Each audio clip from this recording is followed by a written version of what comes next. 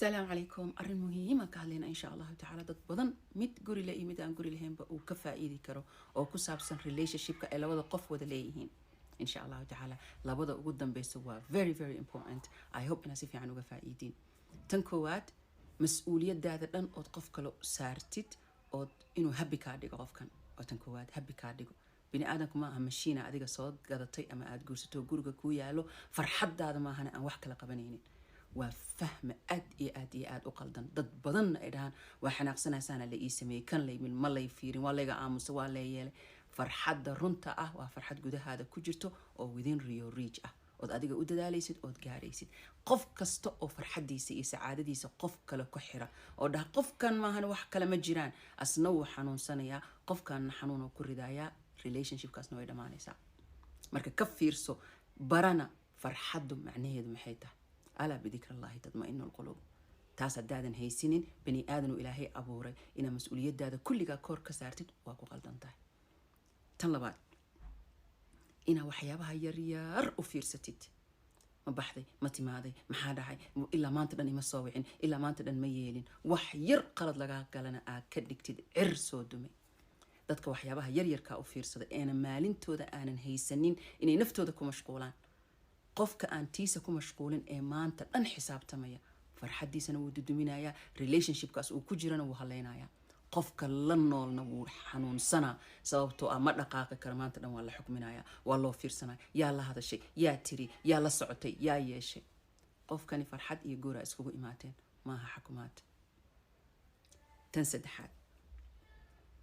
saddexaad bini aadanka amaanta dhan soo xasuusinaysa qaladuu kaa galay waa ku cafiyay laakiin saan samaysay waa ku cafiyay laakiin dhibaatooyinkaas geysatay marka qofkan boorsa u wadaa hal qalad haduu galo kow ka soo bilaabay saana ahaan jirto kana ahaan jirto aniga ku sabro anaa yeelayo dadka waxa sameeyaan badanaa waxay jecel yihiin way waayaan maanta dhan xisaabo horo adigu aad dhahdo waa ku cafiyay ma keeni kartid present time-ka marka ka fiirso waxa markaas yaala ka hadal qofka maanta dhan ina xanuuno hore keentid tan cusubna aan waxba laga qabanay ayadana noqoto package boorso meel kugu jira wax uun baa ka soo bixinay dhacay hadda ka hor oo tiri waa cafiyay hadaa cafisid case closed qof kale oo soo xasuusin kartid male adaa cafiga qaatay oo ilaahay subxaanahu wa ta'ala ku haray labada ugu dambaysa marka labadan aad ugu fiirino waa waxyaabaha nolosha dumiyo number 1 ka yihiin dadka aamusa ee wax qarsada oo kitmaanka iyo kabtiga isku rida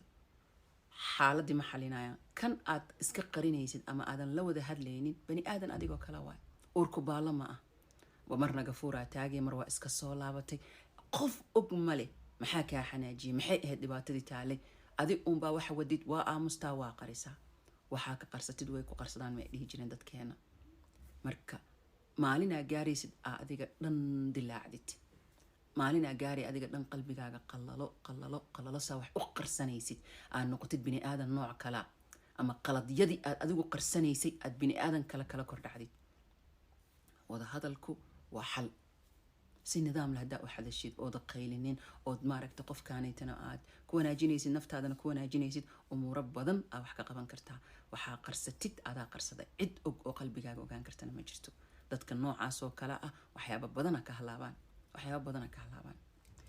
tan ugu dambayso waa ixtiraamka hadii la waayo ama uu yaraado ya noloshu waxay noqotaa nolol cariiri ah familada aanan ixtiraamka iskugu dhaqmin hadaada ilmahaaga ixtiraamin hadii zawjkaaga aanan ixtiraamin oo kelmadiba kelmad loo jawaabayo qayladiba qaylo loo jawaabayo cid kala dambeyn aynan jirin noloshaasi waxay noqotaa nolol karaahiyad ah waxa laga yaabaa in adigu dad kala ka heebaysatid oo ixtiraantid noloshaada aan waxba ka ahayn oo u malaysid dad jiro ama dad sare aad saaxiibo la tahay aad ka heebaysatid laakiin gurigaaga markaa imaatid wajiye adag iyo wajiye xun dadka kugu dhawaa ee raximkaaga aha kula dhaqantid ilmahaaga kula dhaqantid zawjkaaga ama zawjadaada marka ixtiraamku haduu tago noloshu way tagaysaa wuu ka muhiimsan yahay jacaylka ixtiraamka qofka ku ixtiraamaya iyo qofka ku jecel qofka ku ixtiraamaya million times ka qiimo badan ahaanshadaada qiimo leh dareemahaaga qiimo leh xuduudiisu garanaya inuu ku soo dhaafo mar rabo xanaaqaaga dhibaayo qofka ixtiraamaya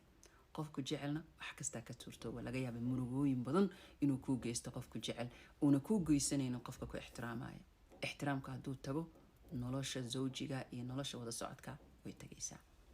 marka shantaas aad iskaga fiiri, waa shanta ugu badan ee dadka noloshooda dumiya. markaa naftaada xukminaysidna ha noqon indhihii ceebaha qeyrkiisa arko una ceebtiisa arkin.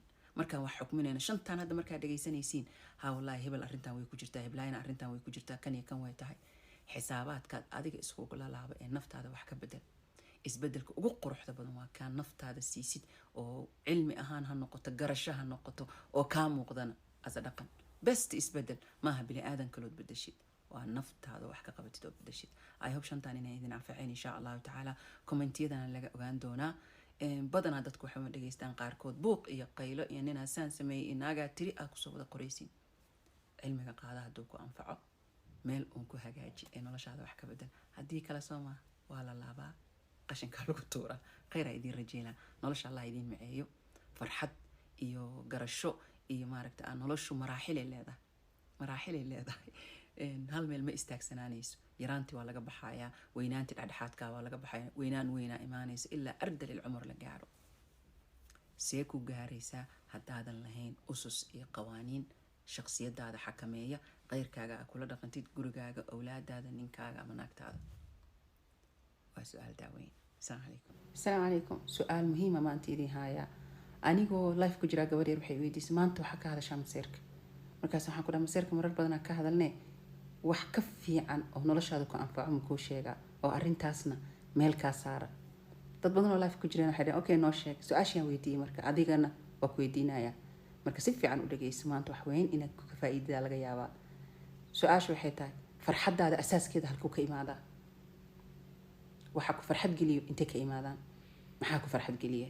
qiyaasta farxaddaasna maxay tahay? mastarada aa wax ku xisaabsanaysid ama aa maaragtay farxaddaada ku qiyaasanaysid oo maanta waa faraxsanaa, maanta normaala, maanta way gajabanta aa dhehaysid, qiyaastu maxay tahay? isticmaashid. hadday kuu soo baxda jawaabta in bini aadan ku farxad geliyo, dhaqankiisa, saaxiibtinimadiisa, guurkiisa, whatever might be, qof bani aadana hadday farxaddaada ku xiran tahay oo qiyaastana ay ku tahay, qofkaas suu kugula dhaqmo. hadduu ku wanaajiyo waa faraxsan tahay, hadday xumaan ka imaatana dhulka isku garaacaysaa. hadday tahay ogow marka waa farxad, waxa waay mataqaana muaqad ah, waa shay any minute kaa tegi karo, suu any minute kugu imaado. waa makhluuq adigoo kala daa'im ma ah, wax daa'im oo joogaay ma ah. laakiin farxaddaada hadday ka imaato, ama asaas farxaddaada hadday ka imaato qalbigaaga oo ah mid iimaanka buuxo, mid ilaahay subxaana wa tacaala meeshuu kaa daalacanayo, ilaahay wejigaaga ma fiirinayo. halkan waa meesha camalka laga aqbalayo. inama alacmaalu binniyaat. hadduu halkan ilaahay subxaana wa tacaala iyo iimaan kugu jiro, waxaa laga sheegaa ilaaha isiiyey, maanta waa haysta, berrina oo iga tegay. qadarta adduunyada fahansantahay inay tacaaqub tahay. shayga hadduu imaado alxamdulilah rabbi alcaalamiin, hadduu tago waxaa leeyahay wallahi qadar waay, ina maca alcusri yusr. ilaahu badal khayr qabo. adi naftaada ma halaagaysid, shayga niyadda ma raacsiinaysid, waali kuguma dhacayso. aqdaarta inay cinda allah ka imaato aa og tahay, si tan lagu siiyey ka fiicana lagu siinaayo. markaasaa wanaag ku jawaabaysaa. duruufahaaga oo dhan khayr ay ku yihiin. ninna xaalkiisa daa'im ma ah, laakiin waxaa daa'im ah inaa iimaanka halkan ku haysatid oo og tahay rabbi samaawaat, rabbi dunya, inay qof kaa xigta jirin. marka maalintaa ogaatay manbaca asaaska farxaddaada inuu ilaahay ka imaado, huwa arazaaqu dhuraxma, oo wax kasta ku siinaayo. maanta wuxuu raba kaa qaaday, caafimaadkaa lagaa qaadi karaa, awlaadaa dhashaa lagaa qaadi karaa, nolol qurux oo qabtaa hal mar dumi karta. iimaankaa ku fakanaysaa in gudahaaga ilaahay subxaana wa tacaala ku haysatid. marka ka fiirso, farxaddaada iyo ku xirnaanin makhluuq, iyo ku xirnaanin awlaadaanaan dhalay, hadday xumaadaanna waa kaa, hadday fiicnaadaan waa. ha israacsiinin adduunka waa lagu siiyey, waana ku imtixaanan tahay. aakhirana waa baaqi, waa meelaada weligaa ka tegaynin. imtixaanaadka iyo xaaladaha inta kala kulantid aa la tegi doontaa, wanaageeda ama xumaanteeda.